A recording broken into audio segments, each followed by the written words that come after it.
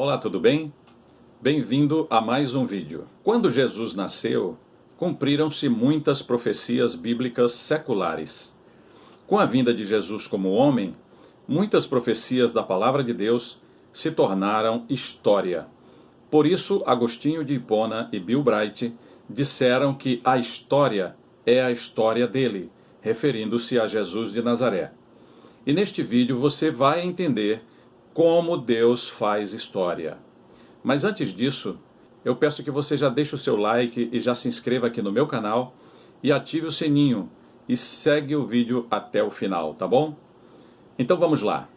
Daniel profetizou, no tempo do Império Babilônico, os impérios mundiais na marcha da história. Foram 4 grandes impérios mundiais. O mais impressionante, entretanto, é a maneira como Deus faz sua palavra tornar-se realidade e suas profecias transformarem-se em eventos históricos. Muitas vezes, Deus usa as atitudes profanas das pessoas e as circunstâncias políticas da época para concretizar seus planos. A Bíblia nos mostra muitos exemplos desse tipo. Vejamos 3 exemplos sobre como Deus faz história relacionados ao nascimento e à infância de Jesus. Primeiro exemplo, Jesus nasceria em Belém. O profeta Miqueias, que viveu 700 anos antes de Cristo, fez a seguinte predição. Eu vou ler para você Miqueias 5, verso 2. E tu, Belém Efrata, pequena demais para figurar como grupo de milhares de Judá. De ti me sairá o que há de reinar em Israel, e cujas origens são desde os tempos antigos, desde os dias da eternidade. Aquele que tem origem eterna nasceria como homem simples num lugarejo insignificante da Judéia. Seria mais adequado que Jesus, como rei, nascesse em Jerusalém, na capital. Mas Deus quis que Jesus nascesse numa pequena vila da Judéia, Belém. E todos em Israel sabiam dessa profecia.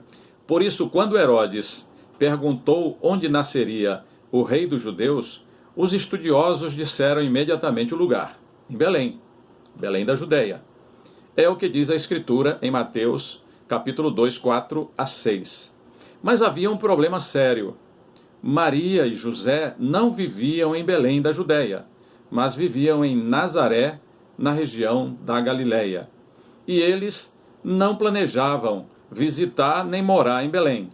E o mais interessante é que Deus não quis adverti-los para irem a Belém. Deus fez algo realmente muito diferente. O imperador daquela época, imperador romano, Otávio, também chamado de César Augusto, ele tomou uma decisão política em Roma, que foi a primeira vez que foi tomada nesse sentido, né? Ele vivia muito longe de Israel e ele não tinha a menor noção das profecias bíblicas. Ele decretou o primeiro recenseamento da história sobre todo o Império Romano. E esta decisão obrigou José e Maria, que estava no final da gravidez, a irem a Belém para se registrarem no censo ou no recenseamento romano. Como eles eram da casa e família de Davi, eles deveriam se registrar na cidade de Davi, que era Belém. E chegando a Belém, Maria logo deu à luz ao seu filho primogênito, Jesus. Portanto, Deus usou a política secular do maior líder da terra à época, o imperador romano, para fazer cumprir suas profecias e marcar a história secular. Segundo exemplo, Jesus, ainda menino, seria chamado do Egito. A Bíblia não somente previu que Jesus nasceria em Belém da Judéia, mas que também seria chamado do Egito, um país estranho, um país um pouco distante de Israel. No 8º século antes de Cristo, outro profeta anunciou a Israel acerca do Messias. Ele disse assim, Oséias 11, verso 1. Quando Israel era menino, eu o amei, e do Egito chamei o meu filho. Os estudiosos judeus aplicam essa profecia a Israel e ao Messias. Mas como ela se cumpriria? Eles não entendiam. Nós conhecemos a história da matança dos meninos judeus em Belém, ordenada pelo rei Herodes, quando via seu trono ameaçado pelo nascimento do menino Jesus. Diz assim a Escritura de Mateus 2, 13 a 15. Eu vou ler. Tendo eles partido, os magos no caso, eis que apareceu um anjo do Senhor a José em sonho e disse: Dispõe-te, toma o menino e sua mãe, foge para o Egito e permanece lá até que eu te avise, porque Herodes há de procurar o menino para o matar.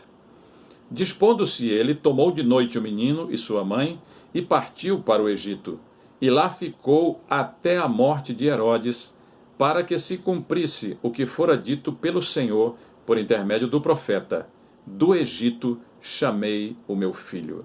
Herodes imaginou que destruiria os planos de Deus, mas seus esforços apenas contribuíram no cumprimento das profecias bíblicas. Terceiro exemplo: Jesus seria chamado Nazareno. Não há nenhuma profecia bíblica conhecida, lá do Antigo Testamento, que diga expressamente a palavra Nazareno. Mas essa palavra Nazareno é mencionada pelo menos 18 vezes no Novo Testamento. A resposta está em que o nome Nazaré origina-se da raiz hebraica Nezé, ou Nezer, que seria broto, renovo ou ramo. E foi como renovo que Jesus foi predito que seria Nazareno. O profeta Zacarias, 520 anos antes de Cristo, e Isaías, 800 anos antes de Cristo, profetizaram sobre o renovo. E o profeta Jeremias, 80 anos antes de Zacarias, pronunciou esta profecia, que está em Jeremias 23, verso 5, que diz o seguinte: Eis que vem dias, diz o Senhor, em que levantarei a Davi um renovo justo, e rei que é, reinará, e agirá sabiamente, e executará o juízo e a justiça na terra. Agora você pode perguntar: como pode ser que Jesus tenha nascido em Belém, tenha vindo do Egito, ou tendo sido chamado do Egito, e tenha sido chamado de Nazareno? Mas é que mais tarde ele foi morar em Nazaré, até o início do seu ministério e aparição pública. Como José não queria ficar na Judéia, por causa do rei Arquilau, filho de Herodes, ele foi juntamente com a sua família para os confins de Zebulon e Naftali, para a cidade de Nazaré, na região da Galileia, razão pela qual Jesus teria chamado de Nazareno. Concluímos que nada ou ninguém poderá barrar ou impedir os planos de Deus. Não há ação humana, manobra política, crueldade, capricho ou força da natureza que impeçam Deus de realizar seus propósitos e de cumprir cabalmente sua palavra. Assim podemos afirmar que nada impedirá que Jesus volte para arrebatar a sua igreja e para reinar por 1000 anos sobre a terra. Todas as circunstâncias políticas, econômicas, culturais estão caminhando para o cumprimento da palavra de Deus. Sempre foi e sempre será assim. Jesus voltará e ninguém poderá impedir isso, porque está amplamente profetizado nas Escrituras. Até o Holocausto acabou servindo à causa judaica, pois acelerou a fundação do Estado de Israel, profetizada tantas vezes. Israel voltou à sua terra depois de quase 2000 anos de dispersão. Muitas nações votaram a favor de Israel na Assembleia das Nações Unidas, que foi presidida por um brasileiro, Oswaldo Aranha, horrorizadas com o que os nazistas fizeram aos judeus na Segunda Grande Guerra Mundial. Apenas 3 anos após o término desse grande conflito mundial, Israel já possuía o seu próprio Estado. Paulo escreveu: fiel é a palavra e digna de toda aceitação. Portanto, se Deus te fez promessas, Ele as cumprirá cabalmente em tua vida, porque o Deus da Bíblia não somente faz história, mas a história é a história dele. Se você gostou desse vídeo, deixe o teu like, compartilha com os teus amigos para ajudar o canal. Que Deus te abençoe e até o próximo.